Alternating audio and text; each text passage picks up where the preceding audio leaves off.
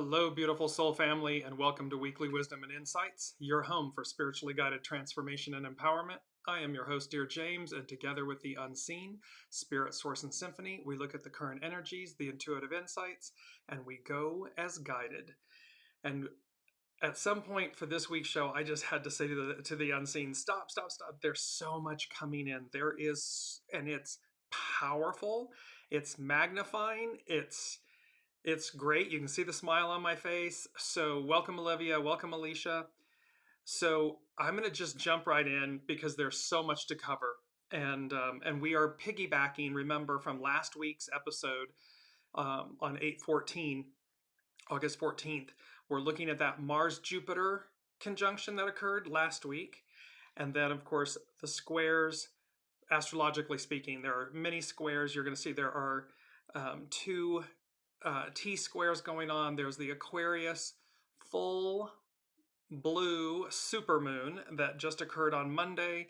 I mean, there's incredible as above, so below energies. So let's jump in. This is from astrologer Chani Nicholas, and it's just setting the tone. I want to set the tone with this. She said, get ready to level up. This week's astrology comes in screaming, crying, and throwing wrenches in our plans, which means it also brings a lesson in patient persistence. Commit to meeting your needs and being super flexible.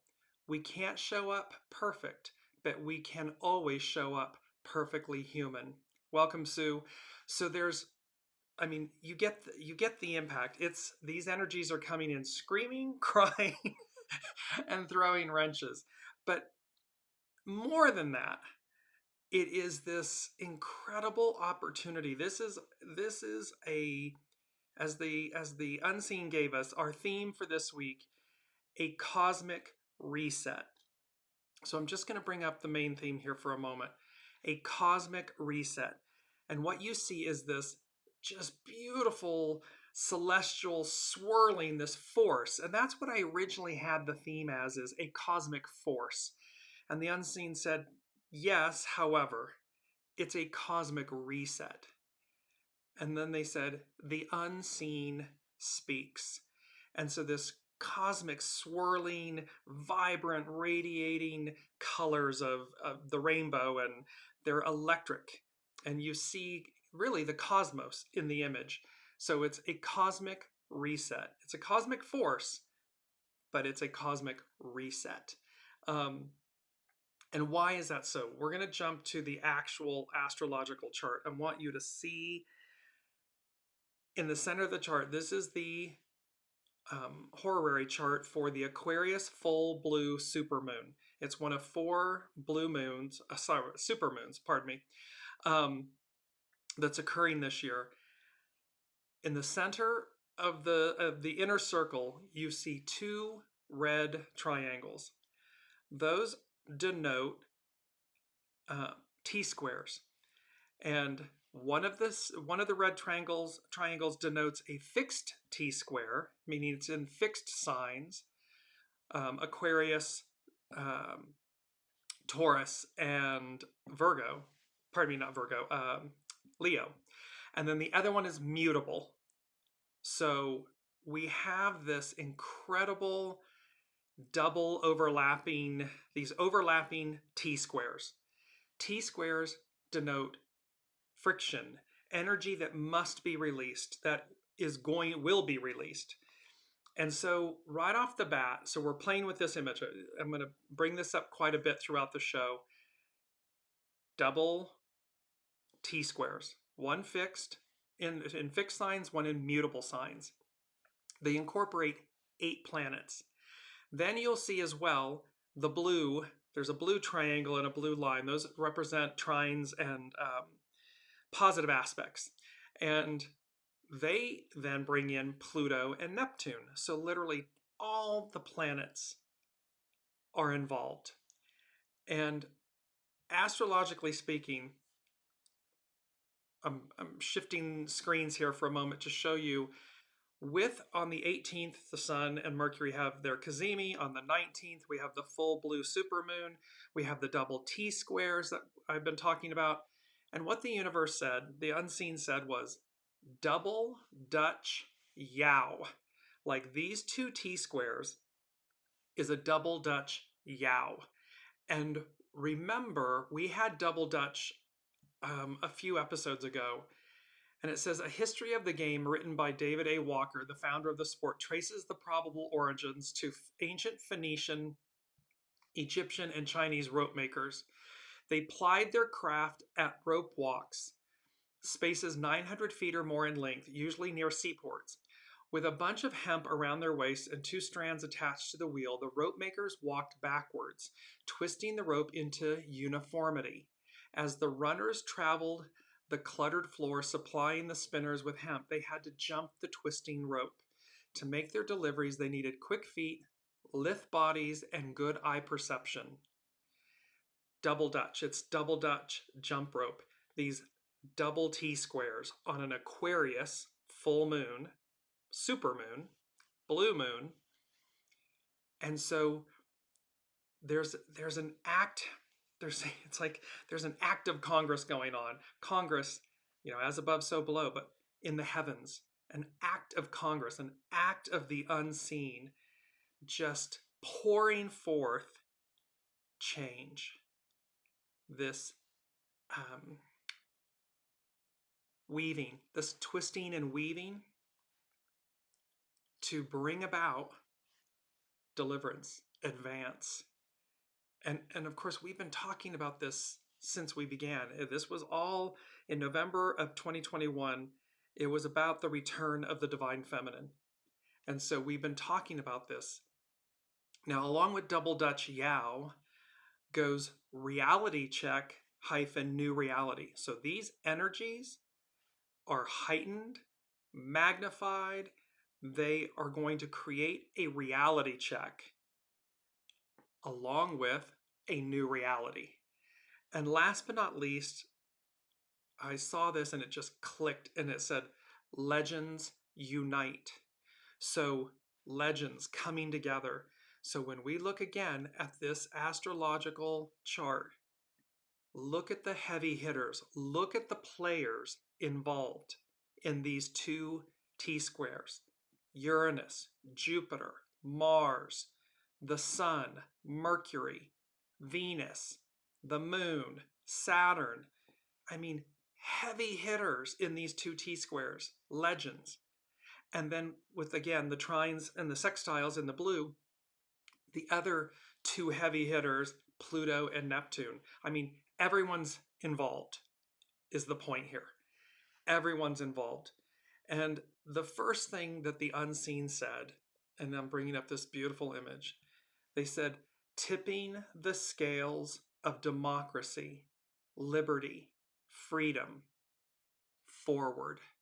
And here you have this beautiful image of Lady Justice blindfolded, because truth and justice, it's something we know. It's something innate in us. It is not manufactured. It is authentic.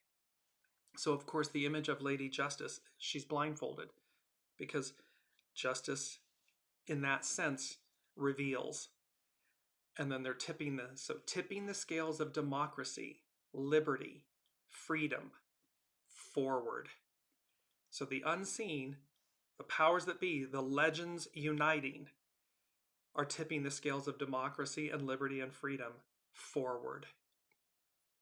Remember, all of this is coinciding. Last week on the 14th, this week on the 19th, all of this is culminating and coinciding with the Democratic National Convention, where their nominee is a woman.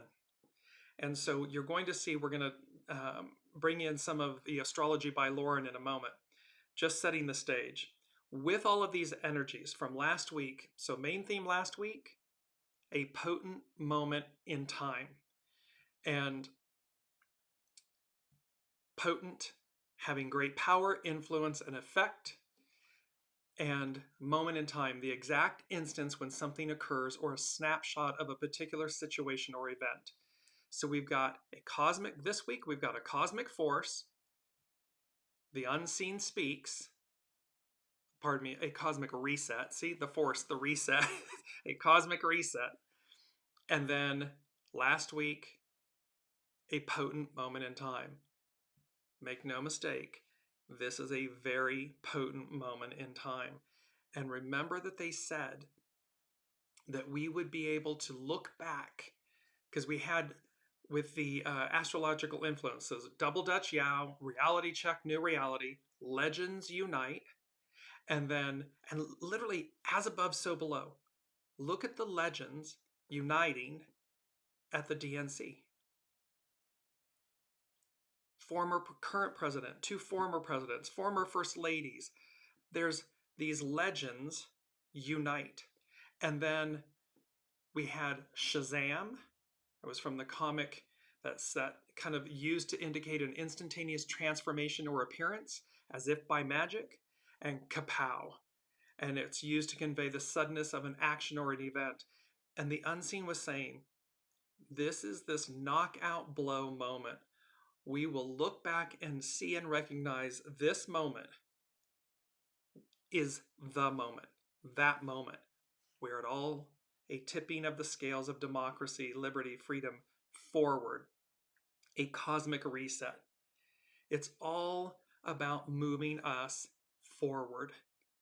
And so these energies, second thing from the unseen, they said heightened sensitivities. You are absolutely going to feel it. You're going to feel these energies. Welcome, Gate Girl. You're going to absolutely feel these energies. And so it is something, a note that they're saying, heightened sensitivities, you're absolutely going to feel it. We're going to feel it. We're going to feel the emotion of it. We're going to feel the surge of it. We're going to feel this moment in time. Feel it. Because a feeling invokes a memory. It's long lasting. It's going to stay with us. It's the moment that everything changed. And this can, again, micro, macro, it applies to every individual. It will be that crowning, defining moment where things changed, where things advanced, where we were either, again, proactively or reactively moved forward. Depends on us. So let's go into, I want to take a quick look at the Astrology by Lauren. She does a beautiful write-up. It's astrologybylauren.com. And she said, we have 4 super full moons this year. One of them is also an eclipse. The Aquarius full moon on October 19th will be the first of these. Supermoons are a little bit brighter and can even appear to be larger than usual, especially as the sun and moon are rising and setting. These supermoons are magnificent and powerful. Creators of the king tides, they have influence over the affairs of the earth as well as mankind.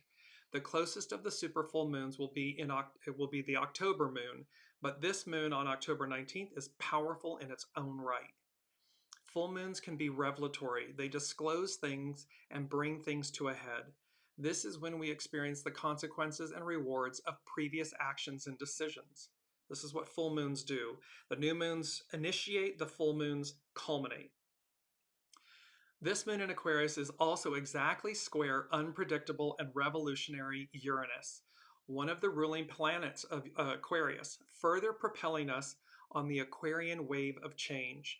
With Uranus in the wings, at cross quarters with the sun and the moon, it could feel like we are standing on a precipice somewhere between the past and the future.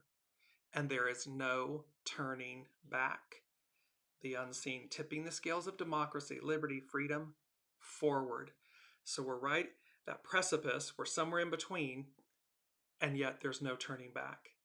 And what she's speaking to here of, again, I'm just bringing up this chart, she's speaking about the red triangle where Uranus is at the tip. It's down towards just to the bottom left is where Uranus is. And then it goes over to the moon to the left and across to the sun and Mercury. So this is the fixed T-square that Lauren is talking about. Not all changes are welcome, but with such a strong Aquarian and Uranian message, we are being asked to ride the wave of change in order to align ourselves with intentions that were being seeded in years way back.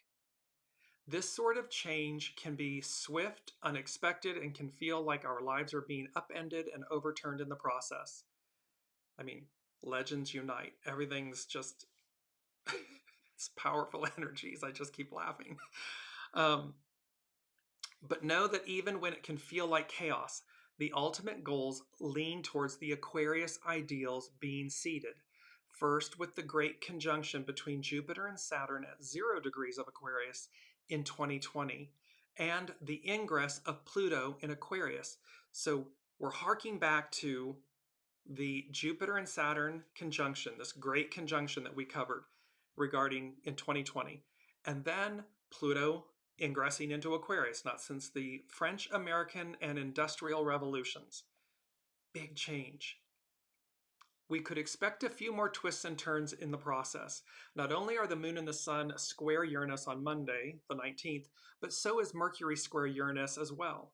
The full moon coincides with the inferior conjunction of Mercury to the Sun, the cazimi, the conjunction of Mercury and the Sun, which occurs in the middle of the retrograde phase and commences a new Mercury cycle that lasts until December 5th. So remember, the Sun, Mercury, anytime the planet comes into cazimi, into conjunction with the Sun, it burns away the old. And so we're renewed, the way we think, the way we speak, the recognition that our words matter. Consumed with the sun's rays and invisible to the eye, ideas, like ripening seeds, are being planted in the fertile potential of the Mercury conjunction, beginning a whole new trend in thought and awareness. There's a whole new world, a whole new way of being. The full moon is only making it that much stronger in its effects. And as Mercury makes its conjunction to the Sun, it is also making the second of its 3 squares to Uranus. Squares create friction.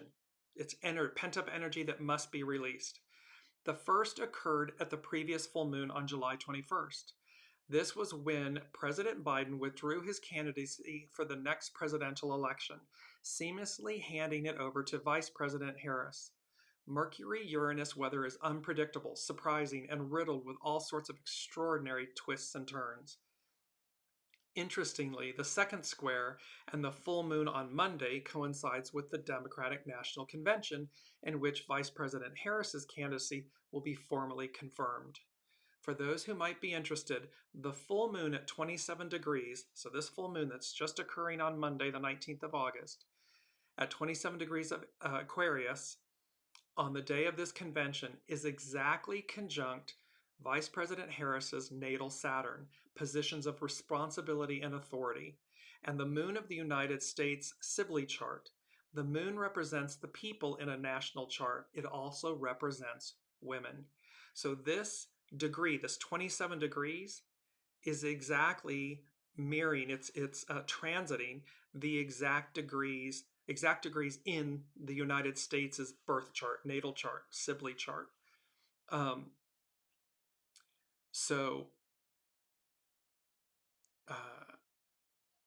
On the same day, in our own lives, we should also be prepared for sudden twists and turns. No matter where you are, plans can change, circumstances change, and it would not be surprising if you find yourself at a juncture in which you are adjusting to sudden recent changes, are becoming aware of changes that are being made, or are preparing for changes that are going to occur in the future. You keep hearing the word change, future, forward, advance, unexpected, micro, personal lives, individual lives, macro, the whole of the whole. On the same day as the full moon, Jupiter and Saturn perfect the first of 3 squares. This is important for so many reasons. So these legends uniting. For this is the first test to the great conjunction of 2020, when Jupiter and Saturn were exactly conjunct at 0 degrees of Aquarius. And remember, the anaretic degree, the 29th degree in astrology, and the 0 degree, very powerful degrees. Whatever seeds were being sown with the great conjunction, whatever new paradigms were needing to be initiated, The first open square is a time of opposing factions trying to achieve some sort of balance. At first, it will present as conflict. So there's two different visions, two different ideals, two different ways, one moving forward, the other one wanting to move backward. So it presents this open conflict. Conflict between the expansive nature of Jupiter to have the freedom to grow beyond its previous limits versus the consolidating and limiting nature of Saturn, which aims to protect and conserve. In many ways, this is a transit of contradiction. Jupiter in Gemini says yes to everything. Remember that, go, go, go. And Saturn in Pisces tells us that that is impossible. And yet, out of this conflict, a plan is gradually going to come together, honed with time, compromise, and resolution. In our own lives, we may find ourselves waffling back and forth and feeling indecisive about certain outcomes. Perhaps in some ways you are feeling stuck, but are taunted by the possibilities of a new vision for the future that the Jupiter-Uranus conjunction was trying to seed way back in April of 2024. This push-pull, this back and forth, this knowing that there's change, that we need to make change in our individual lives. And yet, the uncertainty of it, the awaiting the arrival of it, to be proactive and not reactive, all of these energies. Jupiter-Uranus was trying to inspire us with a vision back in April. The Jupiter-Saturn squares can show us the obstacles that are needing to be overcome in order to make that vision a closer and more achievable reality. So here we were teed up for these awarenesses, these energies in April of 2024.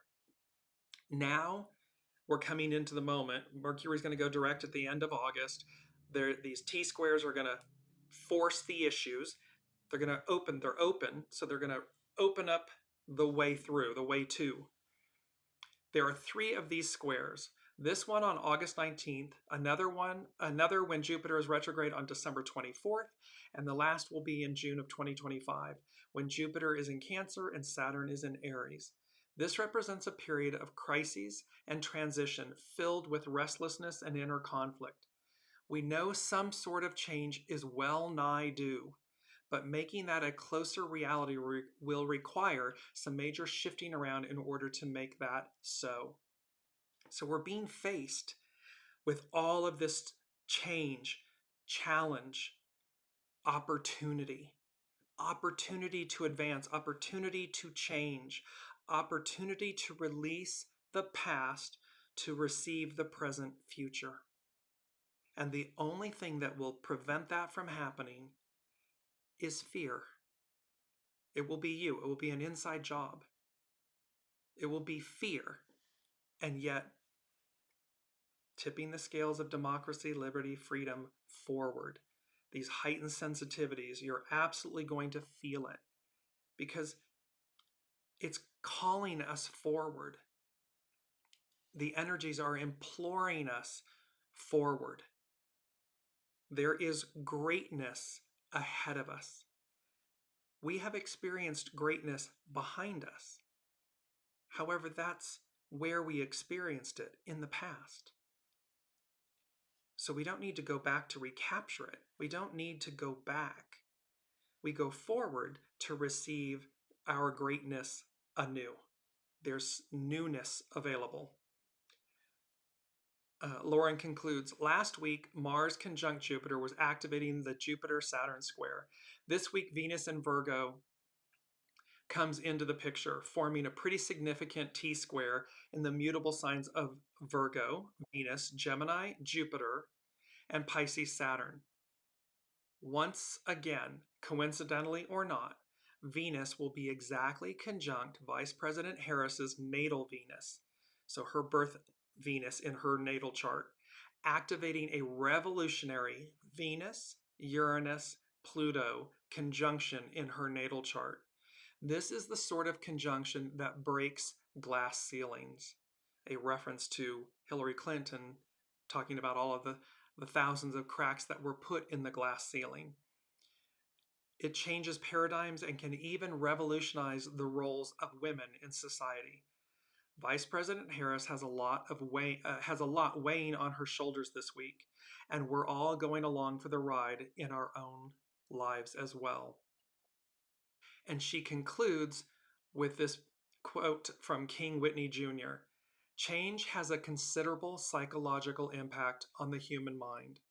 To the fearful, it is threatening because it means that things may get worse, that things are changing. To the hopeful, it is encouraging because things may get better. To the confident, it is inspiring because the challenge exists to make things better. It's an opportunity. So these energies, these double T squares that are occurring now, they're going to play out. The other, the trines and the sextiles with Pluto and Neptune, these legends uniting are, I'm just hearing the Alicia Keys sing, this girl is on fire. It's kind of like the welcome Kiki. These energies are on fire. And so we have, and why? Because legends unite. As above, so below. I did just a post recently. This came from tarot.com. Wellness often requires a certain amount of surrender. Surrendering the past, surrendering what no longer serves us, surrendering fears, insecurities, lack, surrender, so as to be the most empowered.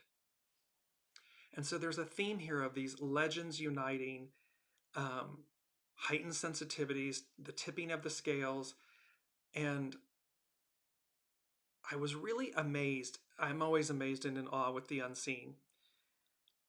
There are a lot that came through, a lot of messages that are coming through intuitively that are mirroring what is happening literally in our public sphere, in our public reality. Certainly against the backdrop of the United States' election, the Pluto return, all of these things. So one of them that came in that was just quite extraordinary. And I'm going to bring up this image. And I heard the unseen say, it's number 3, and they said, mirror, mirror on the wall, who's the fairest of them all? And of course, this is from Snow White and the Seven Dwarfs. It is the evil queen, if you will, asking the mirror. And fairest can mean in reference to beauty, who's the fairest of them all. But it can also mean who's the fairest, meaning who's good, who is good in the land. And so there was this beautiful, and what was so interesting, this is where, life as above, so below, and life imitating art and so forth. And in the headlines, of course, one candidate remarking that others were saying that about the other candidate's beauty. And this candidate saying, I'm far more beautiful than she. And here is literally the unseen saying, mirror, mirror on the wall, who's the fairest of them all? It's not about looks. It's not a beauty contest. It's about who at their center is decent and good and fair, has empathy and compassion, is in service in a higher calling, who's in service to the whole, to the people. Aquarian age, we the people. And this was the message that the unseen, and it just, again, mirrored literal events occurring in real time. It's amazing to me that that's... so let's piggyback that to number 4 from the unseen. I heard the lyrics that started playing, and I finally realized that it was the song. It's from 1954 by the Chordettes, and it's the song Mr. Sandman.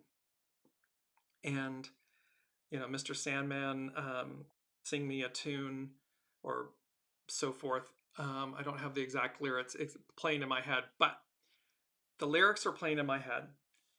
In a DreamWorks animation movie called Rise of the Guardians,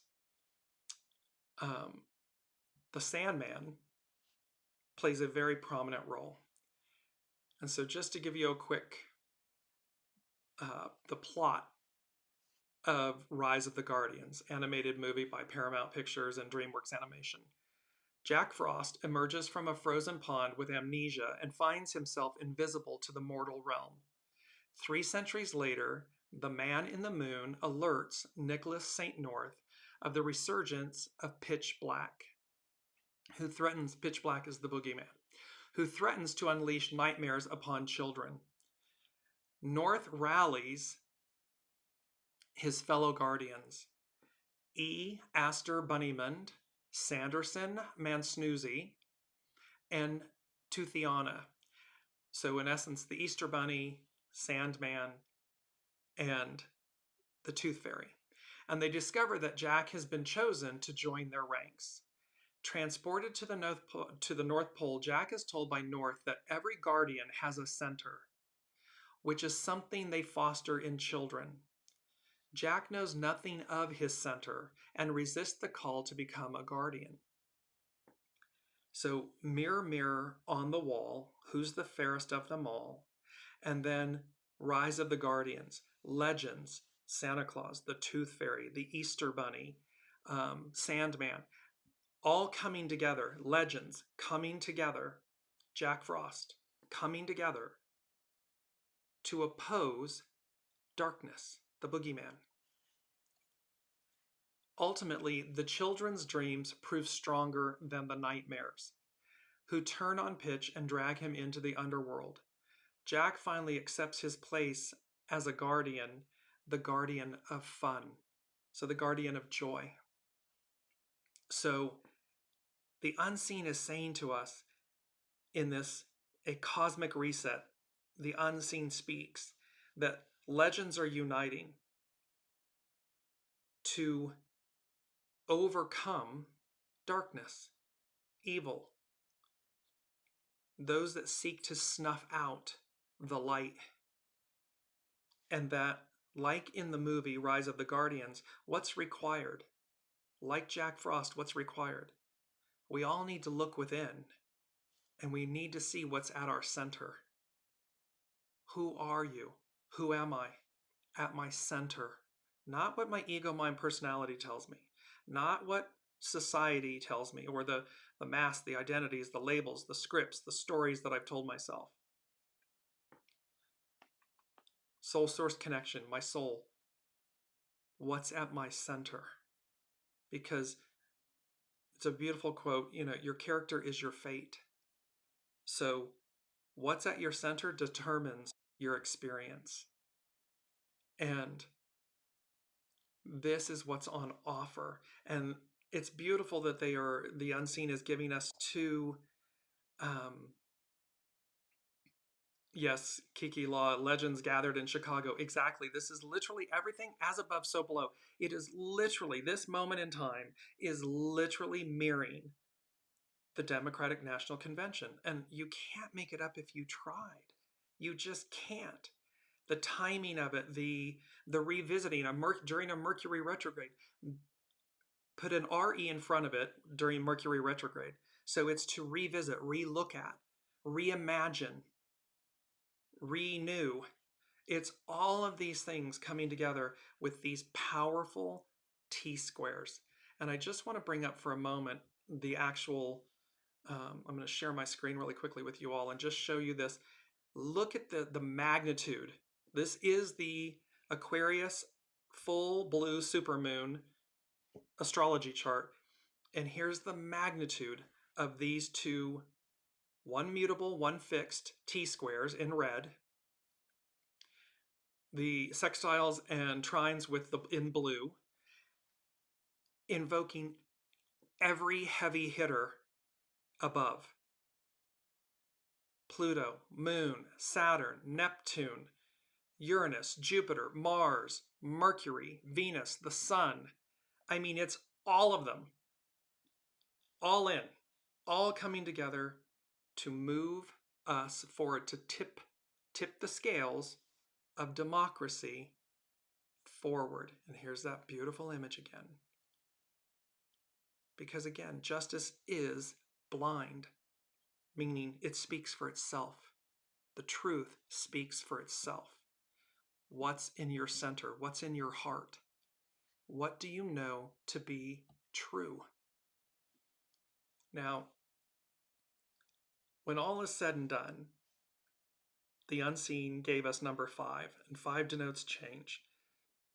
And I heard the song, the lyrics, I can see clearly now, the rain is gone, which means that these energies from last week, the Mars-Jupiter conjunction, all of these squares, these double T squares, all of this, the Aquarius, it's an Aquarian full blue supermoon, all of these energies are going to clear away the cobwebs. They're saying the clear away the cobwebs and the sorrows. It's a song. It's another song playing in my head. I can see clearly now, the rain is gone. It's by Johnny Nash. So this is, it's not only what's on offer, it's what's happening. It is absolutely what's happening, what's occurring. And again, you're seeing people at the DNC that used to be affiliated with the opposition, with a different movement and so forth. And they're literally saying, when I stepped away from the vacuum, I could see clearly now. I could see where I was sucked in, wrong. So think of, again, Rise of the Guardians, pitch black, and how, because in the movie, he's snuffing out all of the hope, all of the light, all of the joy, all of the faith, all of the love. And what was required? They all had to go back to their center. They all had to look. Jack Frost had to look. Jamie, who is a main character in the movie, had to look. He was the lone holdout. But it only took one to restore the light. Because that faith and that hope and that determination rippled out. And so this is what is on offer at this moment. Now, number 6, and we've had this before. However, it was number 6. It denotes spirit and service. And the unseen said, and it is our mantra. So it's both our mantra and it's what the unseen said. And here's the image. The statement is, peace be with you. And you see this beautiful image because the color of these energies is pink. The unseen was very clear.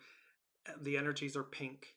And in the image, you see all of these birds, kind of purpley horizon and so forth, and then pink sky with all of these birds. Birds denote spirit, the unseen speaking, communicating with us. So here, our mantra, peace be with you. It's number 6 from the unseen, peace be with you. This is by Bethany Verrett on BibleStudyTools.com. And she said, the Gospels record the visits Master Jesus made to many people after the resurrection, including 1 to 11 of his disciples. There he said many things to them, including the phrase, peace be with you. He repeated this phrase several times. It was a common greeting among the Hebrew people during that period of history, but it also had significance when Master Jesus said it after the resurrection.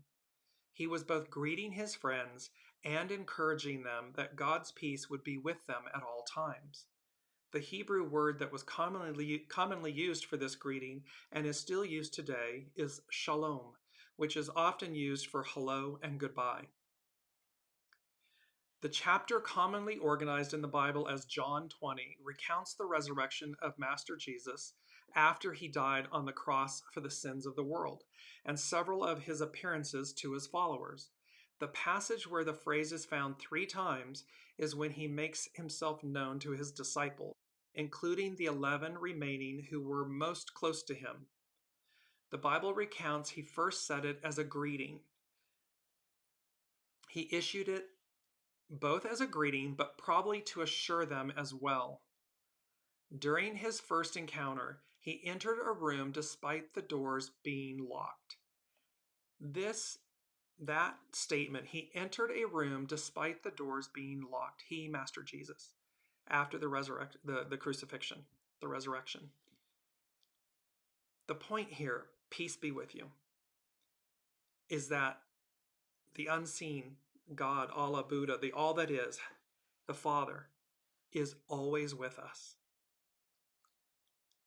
And the proof of that is that the doors were locked. So where our lives, where our ego, mind, and personality, we may be shut off, doors are locked, no entry. The Father is still with us. The Holy Spirit is still with us. Your soul source connection is still with you. It's still with us. It can never be extrapolated from us. Never. It cannot happen. So he entered a room despite the doors being locked. On the evening of that day, the first day of the week, the doors being locked where the disciples were for fear of the Jews, Jesus came and stood among them and said to them, "Peace be with you." To show them he was himself, and probably to calm them down, he showed them his nail-pierced hands and side and the scars he still bore. The second time he said it, he began instituting the Great Commission and did an act which was the precursor to Pentecost. At Pentecost, you see the images, they're gathered, and baptism by fire, illumination, the flames, the Holy Spirit descending upon them in Pentecost, and it illuminates, it expands them, it awakens their divinity. When Master Jesus had said this, he showed them his hands and his side. Then the disciples were glad when they saw the Lord. Jesus said to them again, "Peace be with you. As the Father has sent me, even so I am sending you." And when he said this, he breathed on them and said to them, "Receive the Holy Spirit." When Jesus said, "Peace be with you," in that second time, he more than likely was indicating the Father's peace was going to be with them in a more permanent and sustainable way after he ascended. At this moment, he gives them the Holy Spirit and begins the process of instituting the church. This moment did not formally give every believer the Holy Spirit, just the disciples present in the room. However, it did empower the ones there to begin acting in his name. The Holy Spirit is also called the Comforter in many translations of the Bible into English, because it is God's permanent presence in the believer bringing peace. This is to say, peace be with you. It's our mantra. And remember that last week's mantra was, I rise like the phoenix, unencumbered. And I literally just saw a hat on one of the third-party entities, again, against the backdrop of the US election. Camouflage hat with the word that says unencumbered. It's on behalf of, I believe, the Lincoln Project, on behalf of the DNC and so forth. So again, there's this aspect here, and this is not none of this is political. It's to demonstrate, as above, so below, the instantaneousness of the energies that are happening, the astrological legends unite, the energies coming together at this exact moment that's coinciding with all of this activity that is literally taking place, literal things that are happening in our world, certainly in the United States. It's worldwide, but it's certainly against the backdrop of the United States, the conventions, the election, and so forth. The choice before us, and what's at stake.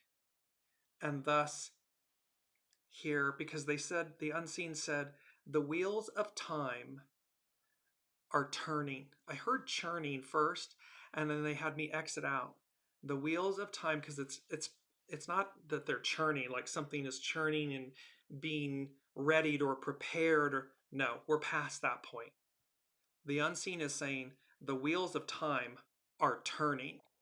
Underlined, 3 exclamation points, done. Is it bad that Pluto won't be in Aquarius in November? No, because it's moving forward. And so Kiki is asking this question. No, because again, what's happening is Pluto is in its final retrograde in Capricorn. It will be moving forward prior to the election. So while it will still be in Capricorn at the point of the United States election, and then it will officially, not too far after that, move in by the, I forget the exact date, it will be back in Aquarius. However, the point being is that all of this, the reason it's going back is to finish up business. It is the mandrakes from Harry Potter. We are being transplanted. We are being taken from, let's say, an original pot or a small pot and being uprooted. They're shaking the roots. Pluto is going back into Capricorn to finish up business before we officially move the next 20 years, 20 plus years. Pluto will be in Aquarius. Now, it doesn't mean that just because we've arrived that everything is easy, it's easy street. No, there's going to be this period of taking root. We're being transplanted into a bigger pot to expand, to advance, to move forward. But like if anybody's planting, working in a garden, pots and so forth, there's a period of time when you transplant the pot from the store to the permanent one that, you kind of see the plant maybe looks a little wilty or a little bit, shaky until it receives its vibrance, until it acclimates to its new home. And then, of course, with proper care, consciousness and care and attention and so forth, it thrives. It lives, it grows, and then it can go and it can be, repotted from there into an actual garden or whatever it may be. But that's a natural progression. And so it's not a bad thing that Pluto is not in Aquarius at this time, because it's finishing Legends Unite, it's finishing up business. It's ensuring our advance, our peaceful transfer, that passing of the torch, and what's required of us to maintain it, to care for it. Because remember, Rise of the Guardians, we are the custodians of our life experience, of our soul, of Mother Earth. We are the custodians of our experiences. So they are in our care. Mother Earth, liberty, justice, freedom, equality. We are the custodians of them. They are energies, but left unattended. Leave your bicycle out unattended and whatever, somebody comes by and steals it. Because perhaps we didn't have it properly secured, or we weren't properly attending to something. Well, it's the same with our freedoms and our liberties, justice. However, Legends Unite, Rise of the Guardians, Mr. Sandman. Sandman represents dreams, our hopes, dreams, wishes. So the unseen is speaking to us very loudly about being the guardian and the protector of these energies, to do something with them in our individual lives, micro, macro. And, again, I say this all the time, institutions, businesses, small businesses, corporations. The only time you're going to have it, because what are they comprised of? People. Everything is comprised of people. So the only time you're going to have a problem is when you're the custodian. So leaders, CEOs, owners, entrepreneurs, elected officials, you're in service to something greater than yourself. You're in service not to just shareholders or the stock market or what the returns might be.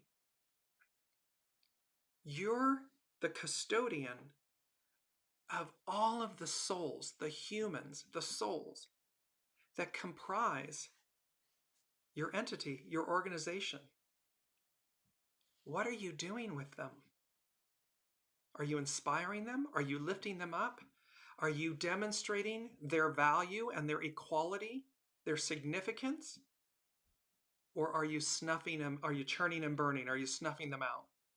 Are you discarding them? Because again, your character is your fate.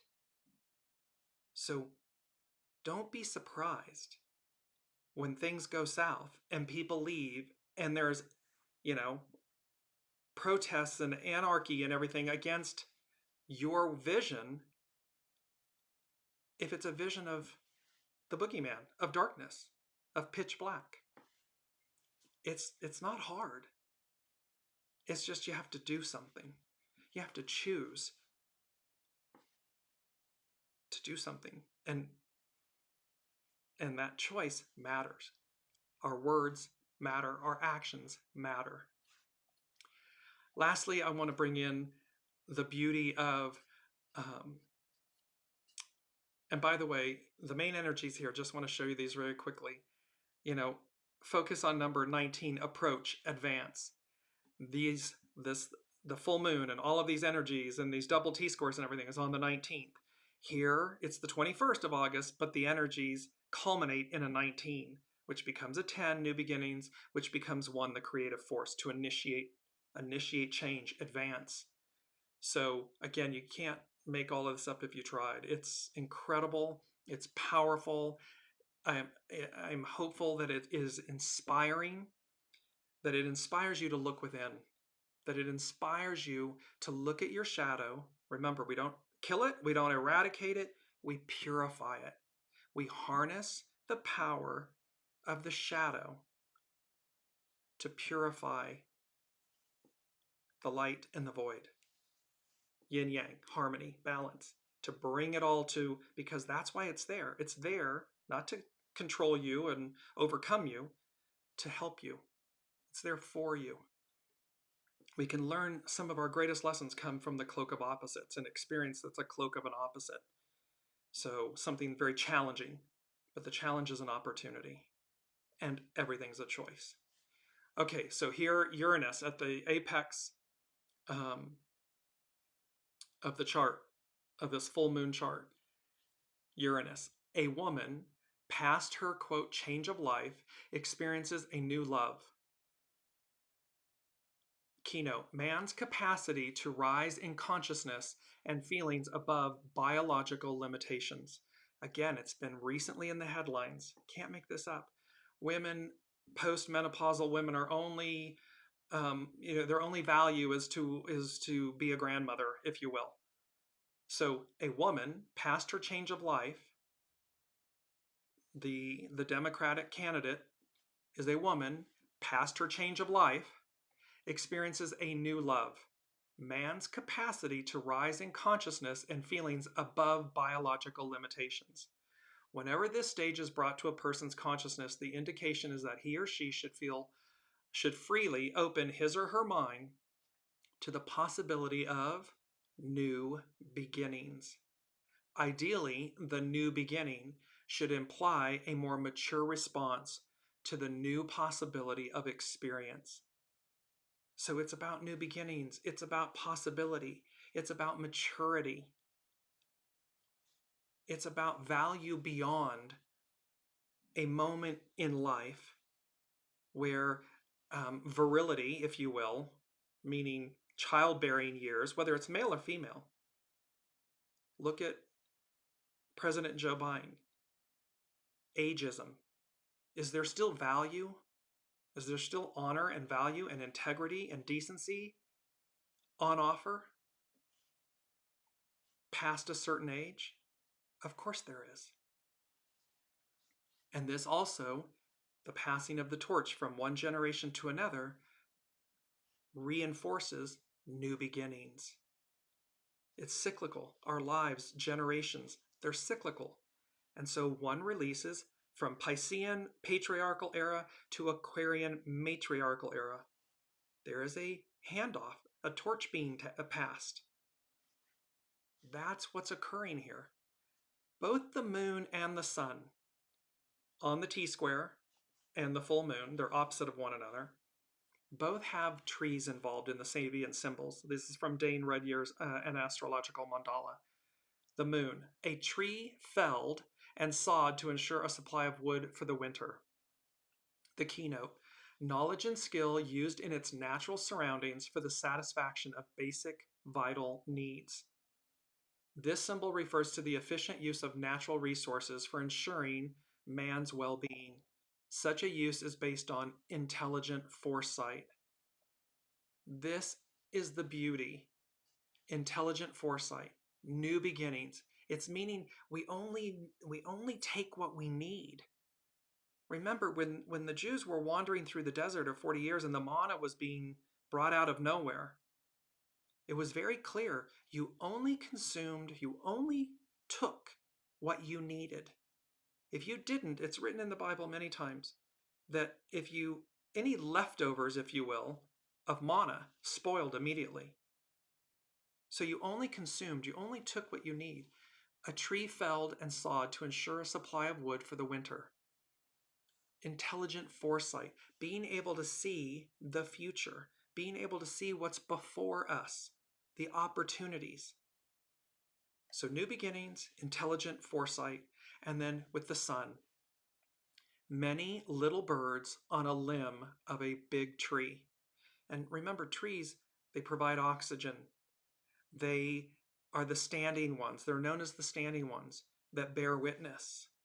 Both of these symbols, these Sabian symbols for the sun and the moon, have to do with trees.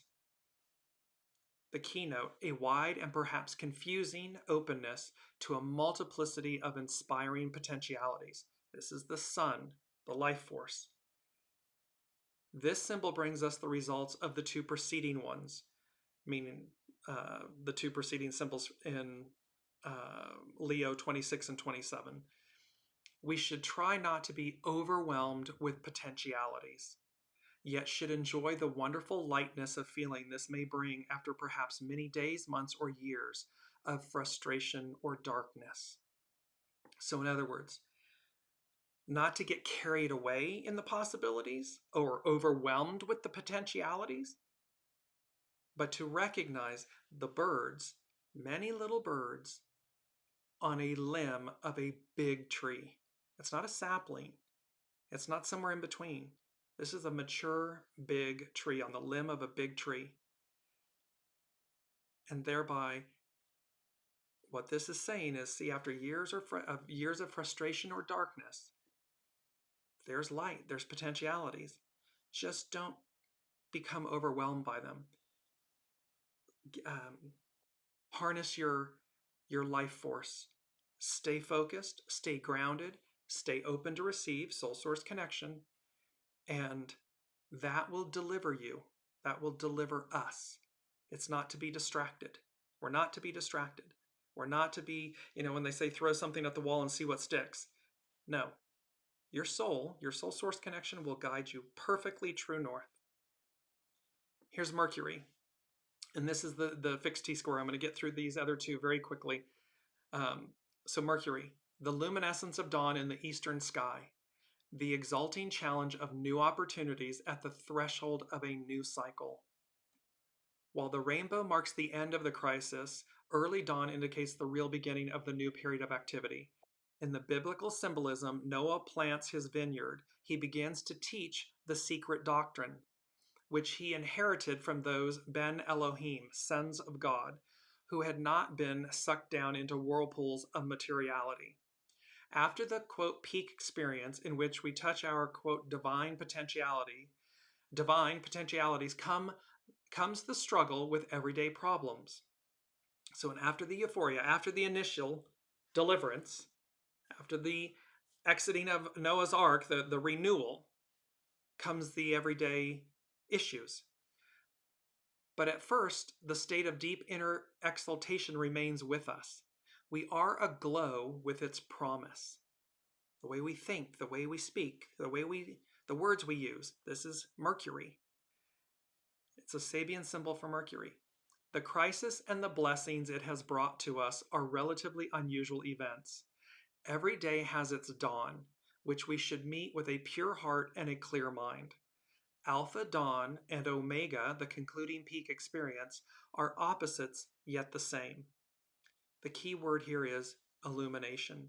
So this fixed T-square, the Sun, Mercury, Moon, Uranus, are offering illumination, not be overwhelmed with potentialities, intelligent foresight, and new beginnings. It's fixed, meaning fait accompli. It's happening. Now, the mutable T-square, very quickly. Jupiter, the great benefic. Two Chinese men converse in their native tongue in an American city. The keynote, the need for the mind to retain its independence from its physical environment to concentrate on its special problems.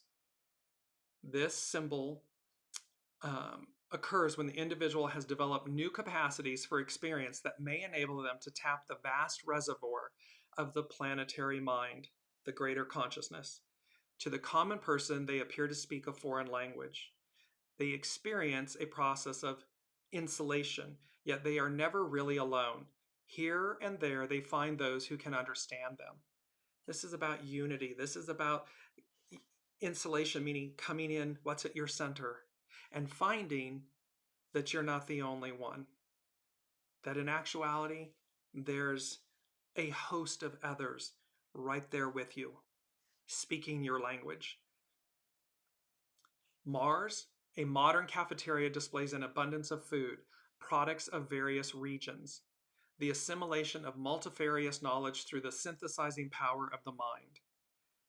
This, as is most often the case, such a fifth stage implies a certain kind of synthesis or at least a preparation which leads to a new level. The keynote here is indeed assimilation. The negative potentiality of the symbol is waste. So assimilation meaning uniting, coming together, unifying our parts and our pieces. It's Mars, it's the initiator. The numbers today come down to a 1.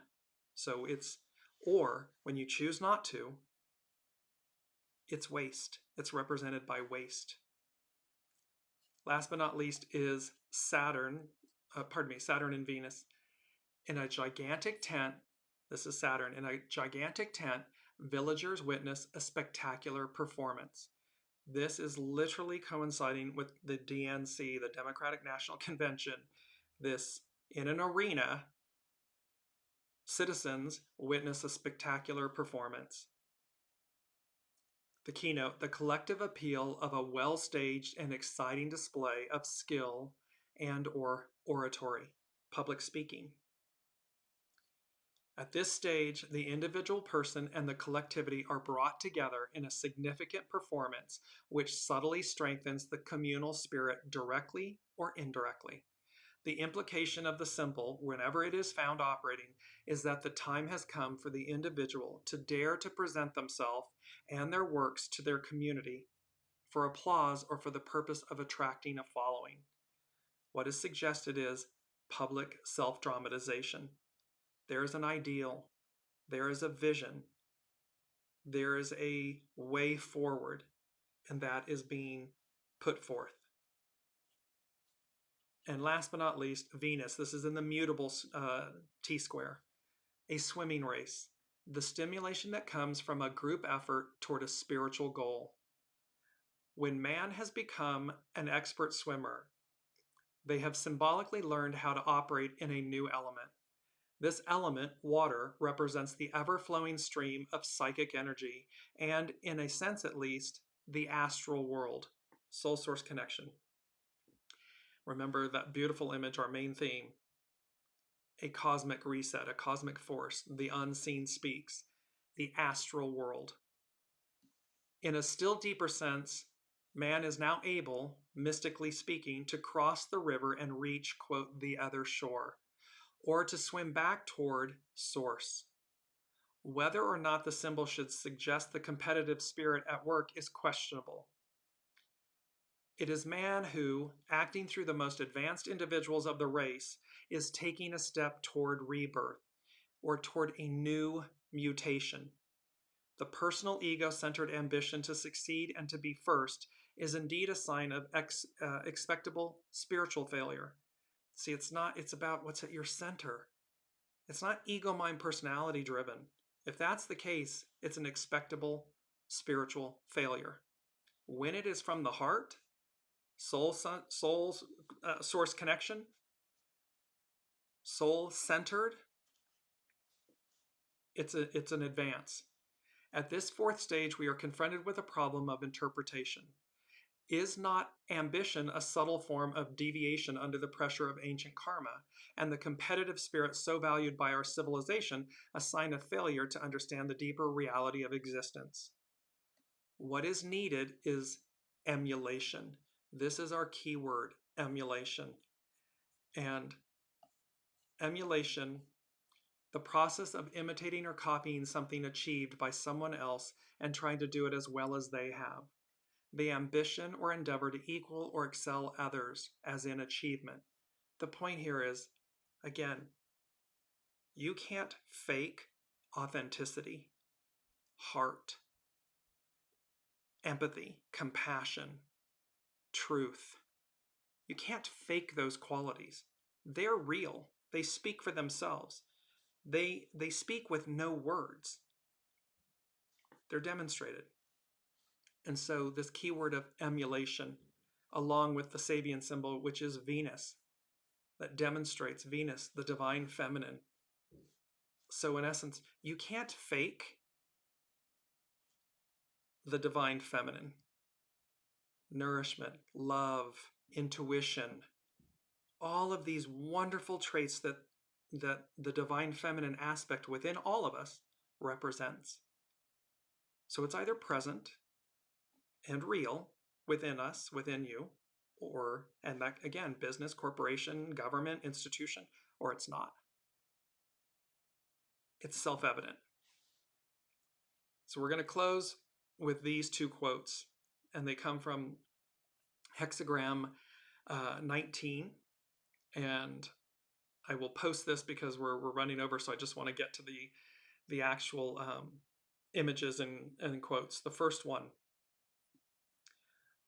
when there are things to be done, one becomes great.